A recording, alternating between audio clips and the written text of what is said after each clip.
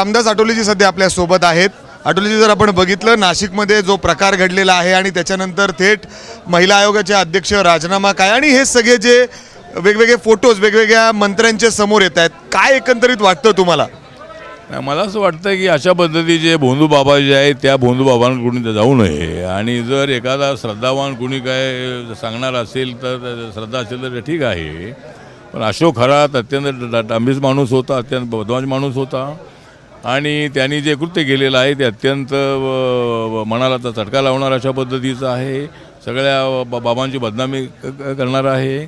त्यामुळे अशा बाबाला फाशी शिक्षा झाली पाहिजे अशा पद्धतीची आपली मागणी आहे।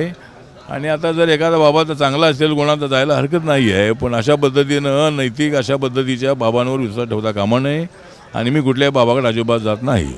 पण जर आपण बघितलं तर तुम्ही जात नाही, पण अनेक मंत्री जातात खात्यातले असं दिसत आहेत।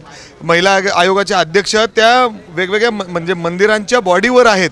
ही वेळ आहे म्हणजे ज्या पद्धतीने फोटो समोर येत आहेत, अनामिका कापली जाते एखाद्याला वशीकरण करण्यासाठी, असे देखील काही समोर आणलेत, पुरावे समोर आणलेत। मला वाटतं की हे कृत्य अत्यंत नीच अशा पद्धतीचं कृत्य आहे आणि तो जो बाबा आहे त्या बाबांनी ज्या पद्धतीनं आपलं जे आयुष्य आहे त्या आयुष्यामध्ये एवढ्या चुका केलेल्या आहे, त्यामुळं अशा बाबांवर लोकांनी विश्वास ठेवता का कामा नये असं माझं मत आहे।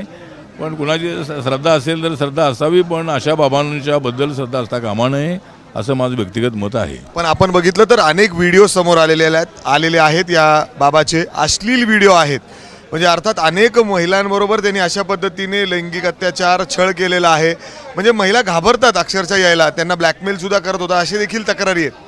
मला वाटतं की महिलांनी असल्या बाबांकडे अजिबात जाता कामा नये। महिलांनी जे अनेक बाबा आपण पाहिलेले आहेत त्या सगळ्या बाबांची प्रकरणं उघडकीस आल्यानंतर या बाबांनी मोठ्या प्रमाणामध्ये नीतिमत्तेवर आघात केलेला आहे, अनेक महिलांवर अत्याचार केलेला आहे। त्यामुळं बाबा जे असतील बाबा तपासून त्या बाबाकडे जायला पाहिजे आणि महिलांनी अजिबात बाबांकडे जाऊ नये असं माझं मत आहे। आणि अशा बाबांची चौकशी होणं अत्यंत आवश्यक आहे। मुख्यमंत्र्यांनी या महाराष्ट्रामध्ये जे असे बाबा आहेत ज्यांचे कृत्य अशा पद्धतीचं आहे त्यांच्यावर कठोर कारवाई होणं अत्यंत आवश्यक आहे आणि अशोक खरात याच्यावर तर मोठी कारवाई होणं अत्यंत आवश्यक आहे। आपण बघितलं तर आयकर विभागाने सुद्धा आज नोटीस, म्हणजे ते त्यांच्याकडे देखील मोठी संपत्ती आहे, त्यांच्याकडे पैसे खूप आहेत असं देखील दिसतंय त्याच्यामध्ये। आता ती संपत्ती असेल तर आता त्याची चौकशी जी आहे ती चौकशी त्या ईडीनी CBIने इन्कम टॅक्सने करणं अत्यंत आवश्यक आहे। एवढी संपत्ती आली कुठून त्याची चौकशी होणं अत्यंत आवश्यक आहे असं मला वाटतं। बरं, तुमच्या स्टाईलमध्ये महिलांना काय आवाहन कराल? जर आपण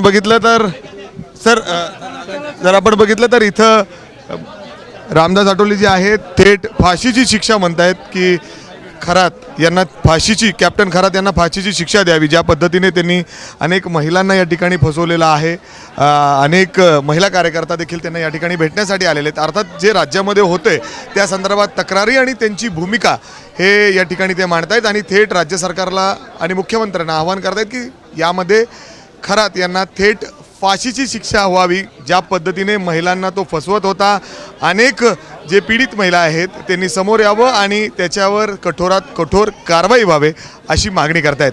कॅमेरामॅन अमोल गवाळेसह मी मिकी घई, ABP माझा, पुणे। ABP माझा, उघडा डोळे बघा नीट।